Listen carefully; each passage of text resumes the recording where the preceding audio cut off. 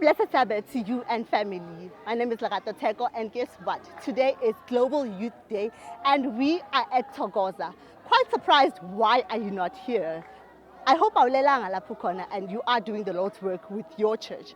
Anyway, we are with the 2:30 conversation, and I'm going this time around because I know you didn't have enough information about this program. Well, we are changing lives, we are transforming lives, and it is all because of you and your donations. Since Bongana information, we're going to get a 2:30 member who's going to tell us a little bit more about the 2:30 conversation. Well, since you didn't have enough information about the 2:30, I've got this beautiful lady here who's going to tell us a little bit more about 2:30. Hi, can you please have your name and tell us a little bit about 2:30, how it started, by who and why? Okay, hi. Very exciting, and thank you for having me, by the way. I am the chairperson of 2:30 Conversations currently. And 2:30 has been a very interesting journey. 2:30 really began in 2020 during the lockdown. It was actually started by a small group of people. The other gents are not around, they moved countries. But it was mainly to do Sabbath school lessons in the Seventh-day Adventist Church. We have something, a book, a quarterly that we read. So it was initially started to have those lessons during the lockdown over Zoom, since people couldn't attend church. So when it started like that,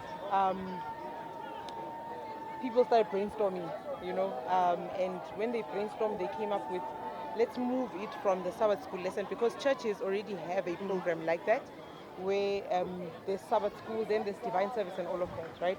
So then they decided, no, let's use the afternoon program. There's always afternoon program when we're at church. So let's use the afternoon to discuss different topics.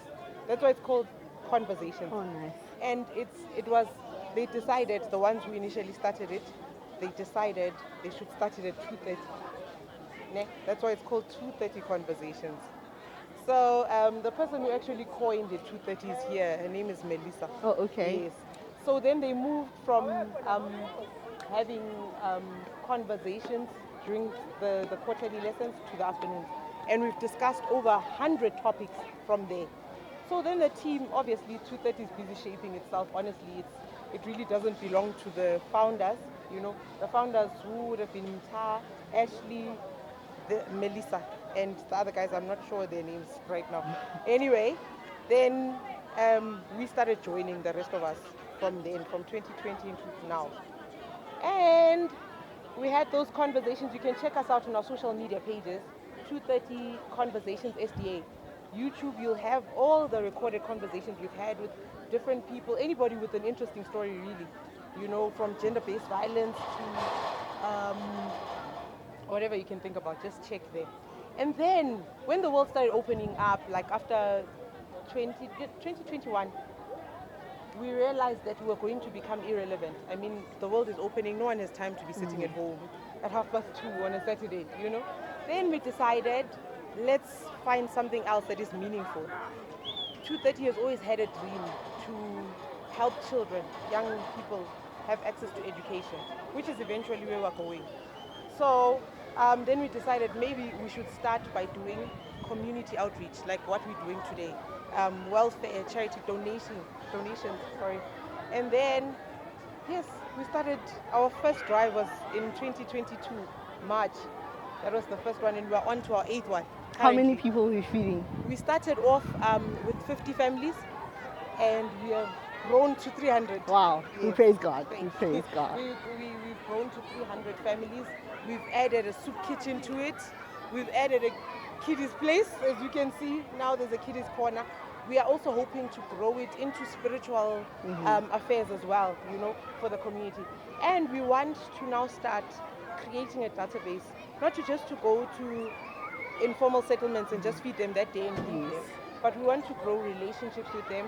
We want to understand if there's students who are intelligent and deserve a chance in the world, We want to help them find tertiary education.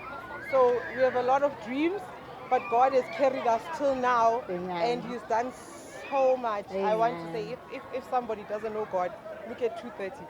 We've really grown. and with the support of our community, which we love very much. They have really done this. We are nothing without the community. Our community has, at the moment, about 307 people, and 307 people are the ones who've managed to pull this, to put it together. Thank you so much. Thank you very much. So I just wanted to ask, what challenges are you facing as the 230 Conversation community? It's interesting that you ask now. Ne? For us to come here, I'll mention one specific one. It was really difficult to find a venue where we can, it's safe, where we can control the crowd and stuff, because some of the drives, our issue is really controlling the crowd. The team is really made out of 6 people. You can imagine we are the ones making all the noise and trying to coordinate everything, Even if the community is backing us, we have to make sure that everybody's in their station and doing whatever at that time.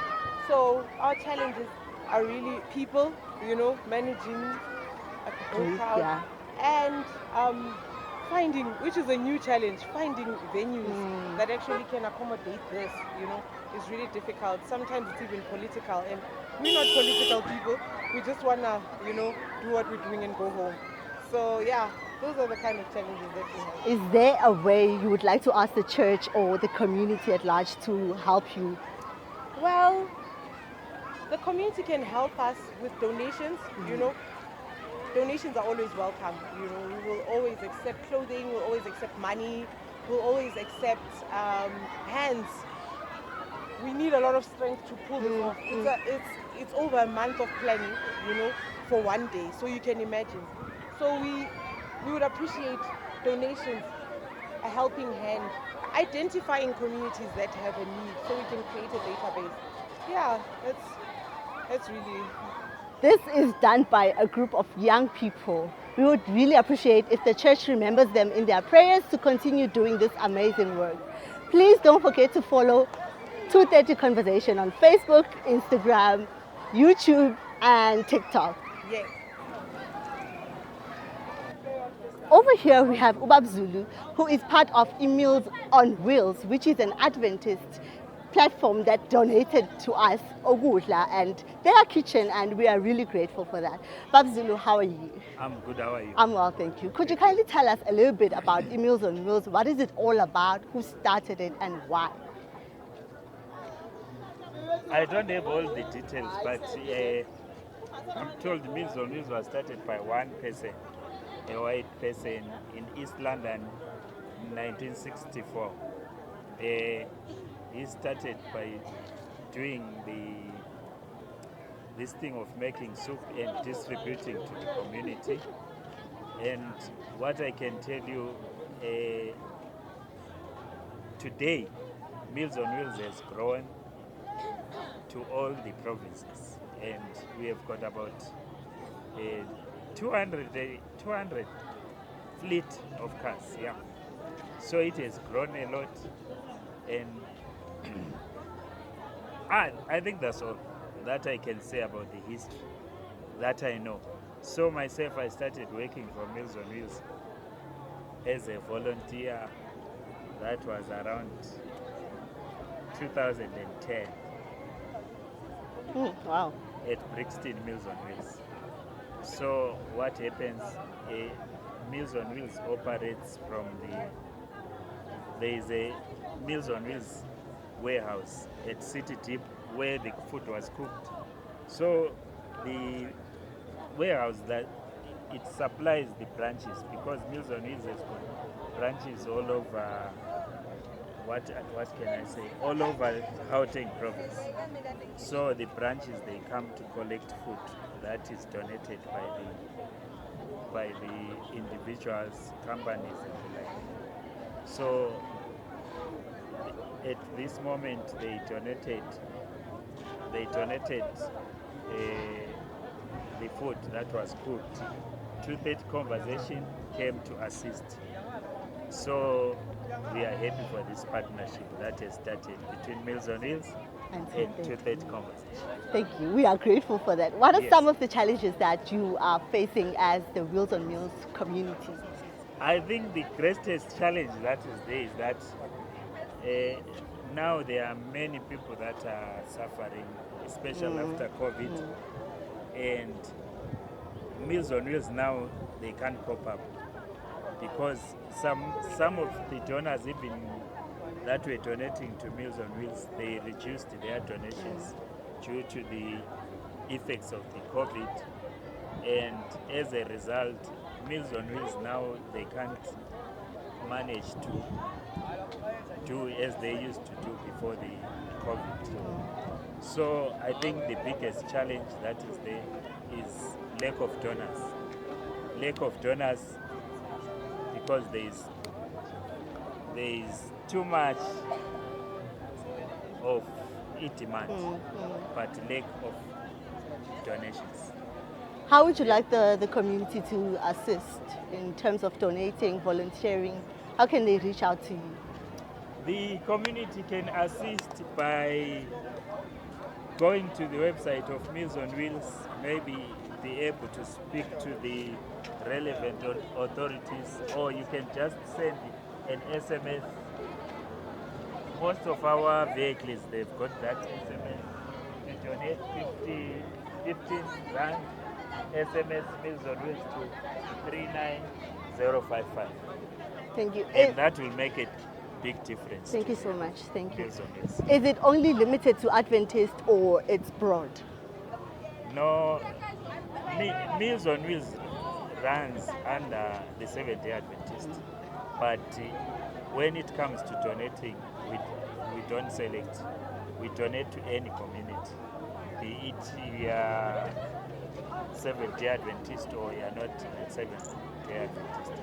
We donate to every individual in the communities, the kids, orphanages, and children's homes, old age homes, etc. Thank you so much, Babzulu, for your time. And we are super grateful to Wheels on Meals for the donations that they have given to us. Do you have any idea how many people are we feeding today, or we're fighting to feed today? From what I heard, today they prepared meals that will be able to feed about 800 people. Shoo. 800 people. So we are grateful. That's a very big number. You can follow Wheels on Meals on Facebook, Instagram, and other social media platforms. Just search them, please. We would really appreciate your donations for more future occasions like this. Thank you so much, Papa Zulu. We are at the children's department, and over here I have Umbali, who is also part of the 230 conversation. Hi Mbali, how are you? Hi, I'm good. And yourself? How's everything going here? So far everything is going well. I think the kids are very cooperative, and yeah, I'm enjoying being here with the kids actually. How are you maintaining the order, because there's a huge number of kids here? Okay, I think the best thing you can do with maintaining the order is going down to the children's level. Okay, so you understand and be patient with them. Yes. What plans do we have for the kids today? How are we going to keep them entertained? I see there's jumping castles here. What else don't we know about that's coming up? Okay, so there's jumping castles, as you can see, and then we've got face painting as well. So kids will have their faces painted. We have coloring as well. Yeah, there are multiple pages that will be colored in. And the children at heart, are they welcome? Well, we can talk about that. Okay, Mbali, thank you so much. I just wanted to know, how are you teaching them about God? Because that's the whole purpose here. We're here to transform a community, to let them know about the God that we serve. Okay, so the printed out sheets that are supposed to be colored in actually have verses on them, and they tell a story. So each page tells a story, and I think that is a perfect way to keep them entertained and have them learn about God as well. Thank you so much, Mbali. Ready? Thank you for your time. We are heading over. We have one of our donors who did an amazing job. Without them, most of our youth don't have cars. They couldn't make it to Thokoza from Joburg, but this amazing company, Great Hope Insurance, was able to provide them with free transportation and many other donations. Over here I have Usisi, and she's going to give us a little bit more history about the Great Hope and what they've done today for the 230 conversation. Nice to meet you, Regina. Could you tell us a little bit of what you did for us today? Okay, Us as Great Hope, we always partner with 230, encouraging our youth. Normally, us as Great Hope, we give transport, we donate food and clothes, and we do other stuff so that we empower the youth. So where did you take our youth from today? Okay, we took the youth from town Johannesburg to Thokoza, here where we are. Thank you so much. We really appreciate that. Could you tell us a little bit more about the Great Hope Insurance? Okay. Great Hope Insurance is a financial service provider. We provide funeral services, we've got legal services, we've got insurance, we also provide insurance. Normally we deal with funerals mostly. So for those ones who doesn't have policies, please get in touch at Great Hope Insurance. We are safe to serve. Is there a social media platform where people can go and look out for you and follow you? Could you Okay, please? you can follow us on TikTok, you can follow us on Facebook, Great Hope Insurance. You can also follow us on Instagram, on Threads, and we've got a website again. Thank you so much, Regina, and Okay, thank you for you're your time. welcome. We are super grateful from the Great Hope for assisting us today. May the good Lord continue blessing you. Meet Mrs. Zulu here. This is one of our youngest members. We have we've got 230 Conversations t-shirts even for these small ones. Maybe that's something interesting which we must also tell you. We have cheap quality t-shirts. Those cheap quality t-shirts have our branding on them, 230. We sell them for 230 rand. And so that's an exorbitant price. And we tell people, you wash it once, the label goes away. Then the intention is to get you to come back and buy another one, because that is how we are then able to buy all of these things that you are looking at. So that's our marketing strategy. We've got t-shirts for all shapes and sizes. Even Missy here, you'll see him tomorrow. He's going to be wearing his 230 Conversation t-shirt. It is sure, yeah, that says it.